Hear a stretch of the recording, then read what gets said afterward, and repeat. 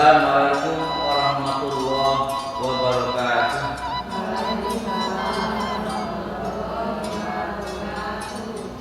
Bismillahirrahmanirrahim. Alhamdulillahilladzi hadana lihada wa ma kunna linahtadiya laula an hadanallah.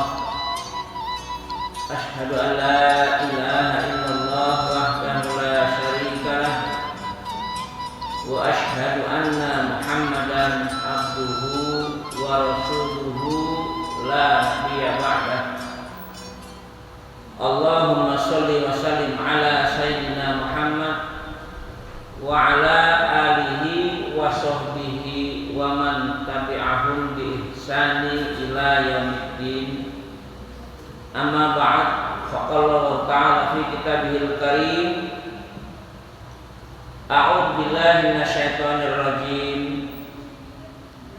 Inna 'iddatash syuhuri 'indallahi 12 syahran fi kitabillah yawma khalaqas samawati wal arda minha arba'atun hurum. Dzalika ad-dinul qayyim fala tadlimu fihinna anfusakum wa qatilul musyrikina kaffah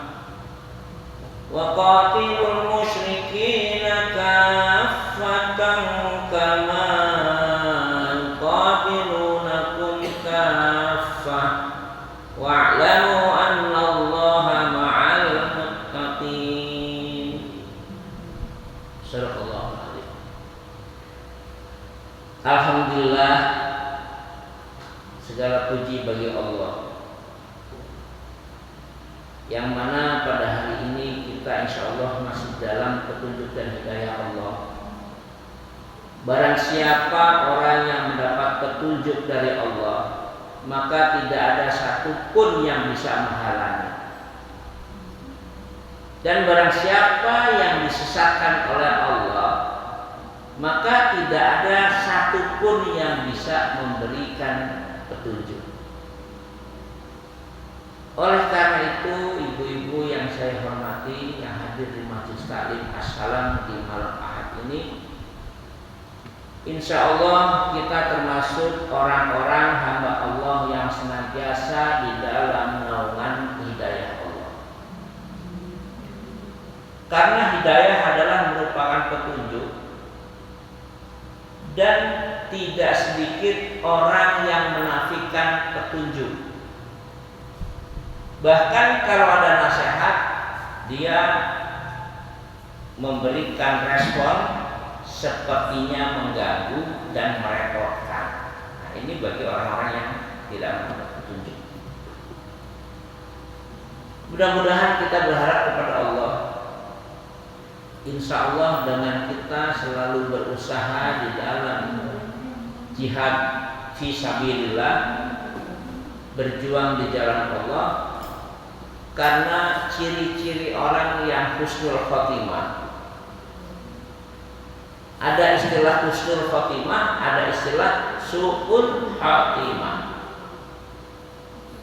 Husnul itu artinya baik, su'ul itu jelek. Khotimah itu berakhir. Dan kita selalu berharap agar kita dimatikan atau dipanggil oleh Allah dalam kondisi yang baik, husnul khotimah. Dan kita berlindung daripada Allah Subhanahu wa taala, jangan sampai kita diakhiri hidup kita ini dengan su'ul khotimah, berakhir dengan kejelekan. Ciri-ciri dari orang yang mengharapkan husnul khotimah,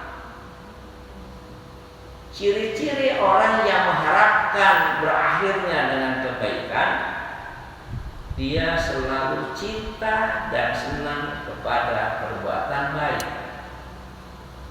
Apakah itu perkataan, apakah itu perasaan, kretek hati, atau perbuatan yang kita lakukan.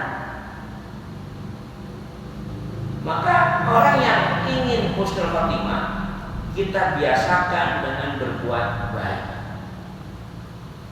Ibu sekalian, jamaah Majelis Ta'lim As-Salam yang saya hormati dan saya banggakan. Tadi kita sudah baca di mukadimah itu di surat At-Taubah ayat 36. Dalam firman Allah ini diberikan suatu kabar gembira atau peringatan. Karena Rasulullah itu selama hidup di dunia hanya diberikan oleh Allah amanah, yaitu menyampaikan peringatan dan kabar gembira. Peringatan adalah hal-hal yang akan mencelakakan kita apa saja, dan kabar gembira adalah apa saja yang menjadikan harapan kita agar hidup di dunia dan akhirat bahagia. Ini seperti itu. Bahkan Rasulullah pernah diomelin sama Allah kalau dibilang anak kecil. Gampangannya gini. Jadi Rasulullah pernah nambah putus asa karena di zaman umatnya itu pada saat Rasulullah berdakwah memberikan peringatan dan kabar gembira untuk keselamatan dunia akhirat, justru umatnya mengolok-olok.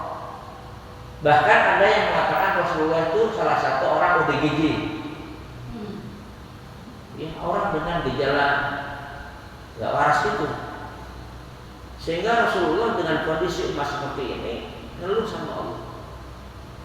Kemudian Allah memberikan pelajaran kepada Rasulullah untuk belajar bagaimana sirah nabawiyah Nabi Musa dalam rangka menghadapi, untuk belajar bagaimana sirah nabawiyah Nabi Musa dalam rangka menghadapi Fir'aun. Perjuangannya lahir batin, tapi nggak pernah ngeluh Nabi Musa. Sehingga dengan ajaran itu Rasulullah kembali semangat, dan Rasulullah diberikan peringatan, dinasihati atau diberikan wahyu dari Allah SWT. Ditanya begini, ya Muhammad, kenapa kamu sampai putus asa berdakwah kepada umat untuk mencari keselamatan? Apakah kamu minta imbalan? Kamu bilang begitu. Apakah kamu minta imbalan sehingga umatmu pada tidak menyukai kamu? Kamu aku beri amanah hanya untuk menyampaikan peringatan dan kabar gembira. Perkara hidayah itu urusan aku, kata Allah. Jadi ibu sekalian, hidayah ini urusan Allah. Hidayah nggak bisa dibuat-buat. Ibu senang ke masjid dan tidak senang ke masjid, mesti ada alasannya. Kalau alasannya itu memang alasan yang sifatnya syar'i, nggak masalah. Tapi kalau alasannya cuma karena malas, nah disinilah hidayah mulai akan tertutup. Ayo ibu-ibu semua, kita tutup kajian ini berharap mudah-mudahan Allah memberikan kemudahan buat kita, memberikan pencerahan buat kita, agar kita encer dalam menerima apa-apa yang datang dari Allah. Dan kalau ada yang salah mungkin datang dari diri kami sendiri, kita berlindung kepada Allah dari hal yang salah, kita mengampun. Mari kita baca dengan doa kafaratul majelis. Subhanallahumma wa bihamdika asyhadu an la ilaha illa anta astaghfiruka wa atubu ilaik. Wassalamualaikum warahmatullahi wabarakatuh.